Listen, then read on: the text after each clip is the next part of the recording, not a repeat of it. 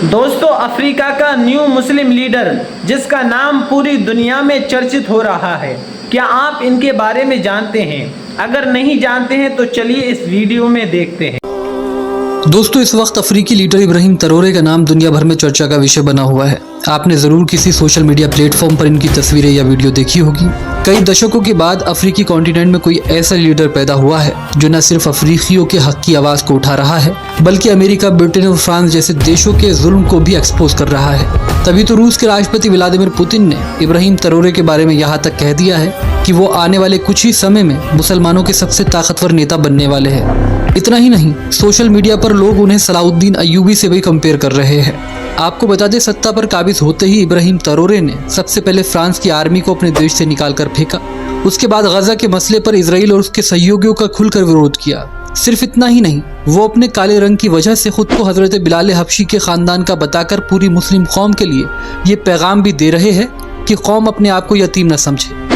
तो आज की अपनी इस रिपोर्ट में हम इब्राहिम ट्रैओरे की पूरी कहानी विस्तार से आपको बताएंगे और साथ में ये भी बताएंगे कि क्यों आने वाले कुछ सालों में वो बन सकते हैं मुस्लिम दुनिया के सबसे ताकतवर नेता। दोस्तों, इब्राहिम ट्रैओरे की कहानी को समझने के लिए हमें वक्त में थोड़ा पीछे जाना होगा। आज से तकरीबन 36 साल पहले सन 1988 में बुर्किना फासो के एक छोटे से गांव केरा में एक मिडिल क्लास परिवार में उनका जन्म हुआ। अपने शुरुआती दिनों से ही उन्हें सेना ज्वाइन करने का बहुत शौक था और इसी वजह से वो बुर्किना फासो की सेना में शामिल हो गए।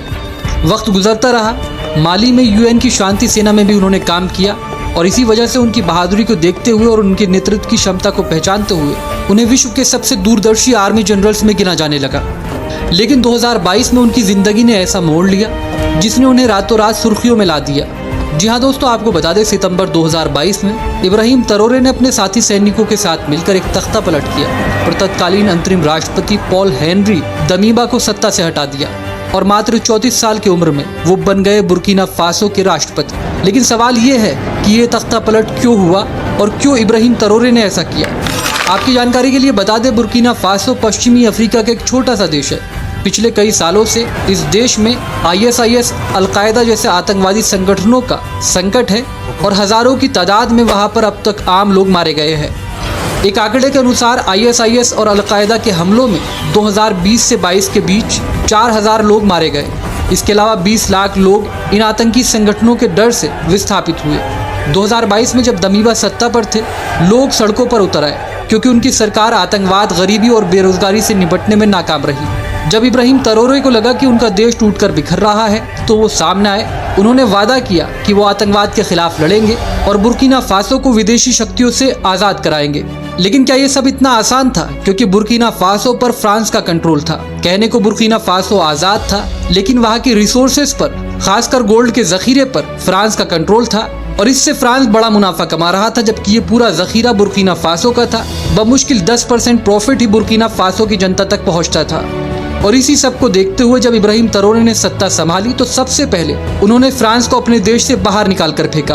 फ्रांस की सेना बुर्किना फासो में मौजूद थी। फ्रांस इतने आसानी से निकलने वाला नहीं था क्योंकि फ्रांस विश्व की सुपर पावर शक्तियों में गिना जाता है। लेकिन इब्राहिम ट्रैओरे ने ये साफ कर दिया था कि अगर फ्रांस इनके देश से नहीं निकलता है, अपनी सेना को बाहर नहीं निकालता है, तो वो युद्ध के लिए तैयार रहे। कहते हैं फ्रांस के राष्ट्रपति इमैनुअल मैक्रो बुर्किना फासो में नहीं उलझना चाहते थे। वो ट्रैओरे की आर्मी से नहीं टकराना चाहते थे और यही वजह रही कि उन्होंने शांतिपूर्वक ढंग से अपनी आर्मी को बुर्किना फासो से निकाल लिया। फ्रांस के निकलने के बाद ट्रैओरे ये बात जानते थे कि उन्हें अगर अमेरिका और ब्रिटेन जैसे देशों से निपटना है तो उन्हें रूस के करीब जाना होगा। लिहाजा इसके बाद उन्होंने रूसी राष्ट्रपति व्लादिमीर पुतिन से दोस्ती का हाथ बढ़ाया, जिसके बाद रूस के राष्ट्रपति व्लादिमीर पुतिन भी ट्रैओरे के साथ हो गए और उन्होंने इब्राहिम ट्रैओरे को आने वाले वक्त का एक बड़ा नेता तक कह दिया। इतना ही नहीं, रूस की तरफ से कई सैन्य उपकरण भी बुर्किना फासो को सप्लाई किए गए और आज के दौर में बुर्किना फासो रूस का एक स्ट्रेटेजिक पार्टनर बन चुका है।